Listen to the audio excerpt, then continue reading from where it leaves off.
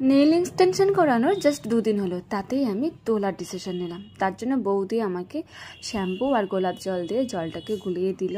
এখন আমি 3 ঘন্টার মতন হাতটাকে ভিজিয়ে রাখতে হবে, তারপরে আস্তে আস্তে তুলতে হবে। দেখো 3 ঘন্টা কিন্তু হয়ে গেছে, মানে এত বাজে অবস্থা হাতে কি বলবো। আর ডিজাইনটা আমার একদমই সত্যি পছন্দ হয়নি, তো ওই ডিজাইনটা আমি রেখে কি করব, যেহেতু আমি পুজোর জন্যই করেছি, তো ডিজাইনটাই পছন্দ হয়নি, তো রেখে কী করবো। দেখো ফাইনালি 3 ঘন্টা হওয়ার পর আমি এটা তুলেছি।